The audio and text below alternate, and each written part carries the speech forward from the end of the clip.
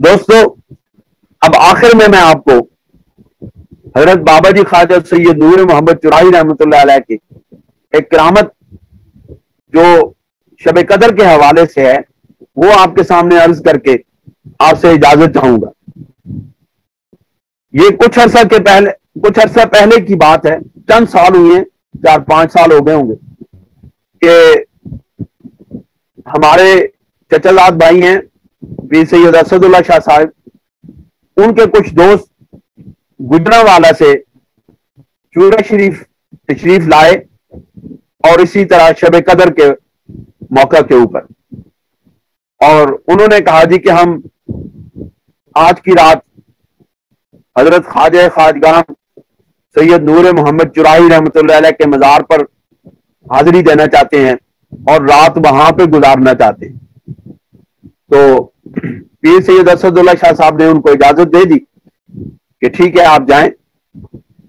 انہوں نے عشاء کی نماز ہمارے ساتھ جامع مسجد نوریہ چرائیہ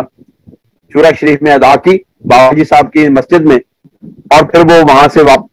حضرت بابا جی خواجہ سید نور محمد چرائی رحمۃ اللہ علیہ کے مزار پر تشریف لے آئے، اور اس وقت وہ پہلے والا مزار تھا، پرانا مزار تھا۔ اب یہ جو نئی عمارت بنی ہے یہ اس وقت نہیں تھی، پہلے والی وہ سادہ سی عمارت وہاں پہ موجود تھی۔ وہ رات کو وہاں پر آئے اور رات گزاری۔ صبح کے وقت وہ پیر سید اسد اللہ شاہ صاحب کے پاس گئے تو ان کے رنگ اڑے ہوئے تھے اور وہ کانپ رہے تھے، اور ان کی عجیب و غریب کیفیت بنی ہوئی تھی۔ تو پیر اسد اللہ شاہ صاحب نے ان سے پوچھا کہ آپ کی یہ کیا کیفیت ہے، آپ کو کیا ہوا ہے؟ لیکن اس وقت وہ ان کے پاس اتنی ہمت نہیں تھی، ان کے پاس اتنی سکت نہیں رہی تھی ان کے بدنوں کے اندر کہ وہ اس کیفیت کو بتا سکیں۔ خیر، وہ صبح کے وقت اگلے دن اجازت لے کر کے چلے گئے گجرانوالہ۔ تو کچھ دنوں کے بعد انہوں نے اسد اللہ شاہ صاحب کو ٹیلی فون پر بتایا کہ اس روز صبح کے وقت ہم آپ کو اس لیے کچھ نہیں بتا سکے کہ ہمارے پاس اتنی ہمت نہیں رہی تھی، ہمارے وجود بے جان اور بے سخت ہو گئے تھے، ہم تو بڑی مشکل سے اپنے گھروں کے اندر پہنچے، اور کافی دن گزرنے کے بعد ہم پر سے وہ کیفیت دور ہوئی ہے۔ آپ نے پوچھا کہ کیا مسئلہ ہوا تھا، تو انہوں نے بات بتائی ہے، وہ ہمارے ایمانوں کو تازہ کرنے والی ہے،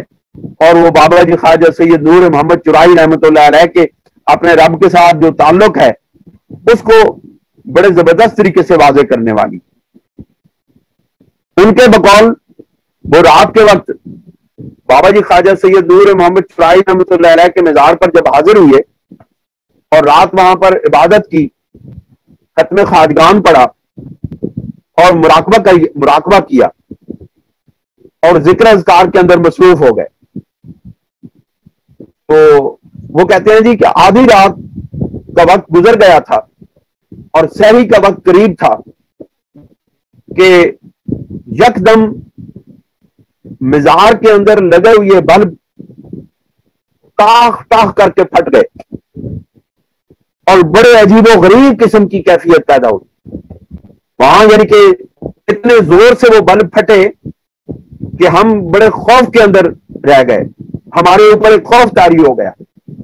وہ کہتے ہیں جی کہ ہم نے چند لمحے تو اندر گزارنے کی کوشش کی، لیکن ہمارے اوپر اتنے زبردست طریقے سے بوجھ پڑا کہ ہم وہاں بیٹھ نہ سکے اور باہر نکل آئے۔ کہتے ہیں جی ہم وہاں جو باہر نکلے اور جو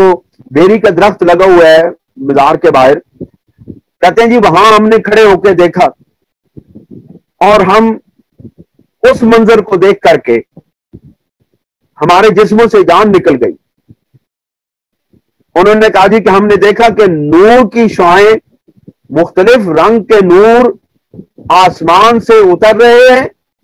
اور حضرت خواجہ خواجگان سید نور محمد چرائی رحمۃ اللہ علیہ کے مزار کے اندر جذب ہو رہے ہیں۔ کہتے ہیں جی یہ کیفیت ہم نے کافی دیر تک دیکھی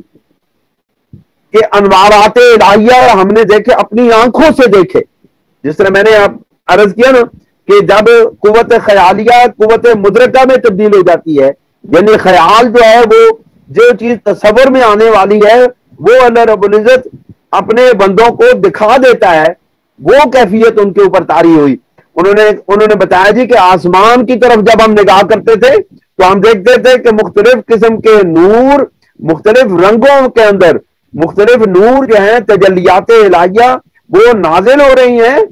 اور بابا جی صاحب خواجہ نور محمد چرائی رحمۃ اللہ علیہ کے مزار کے اندر آ کے اس کے اندر جذب ہو جاتی ہیں اور اس کے اندر گم ہو جاتے ہیں۔ تو دوستوں اور بزرگوں،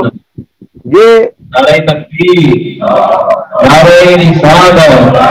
نعرہ رسالت، نعرہ تحقیق، نعرہ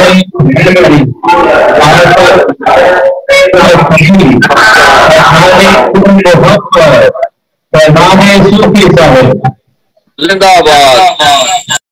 یہ جو ہے یہ نزول ملائکہ اور انوارات اور تجلیات الہیہ کا ان دوستوں کو، ان اللہ کے ولیوں کے تو فعل مشاہدہ ہوا، اور اس سے یہ بات ثابت ہوتی ہے کہ آج کی رات یعنی شب قدر کو رسول اکرم صلی اللہ علیہ وسلم کے وسیلہ جلیلہ سے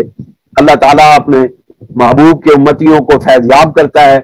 اور اپنے نور سے، اپنے انوارات سے، اپنے سرور دو عالم صلی اللہ علیہ وسلم کے انوارات سے اہل ایمان کے قلوب کو اور اذہان کو منور اور روشن کر دیتا ہے، اور آج کی رات کی برکتوں سے اللہ تعالیٰ اپنے معارف عطا فرماتا ہے۔ وآخر دعوانا ان الحمدللہ رب العالمین۔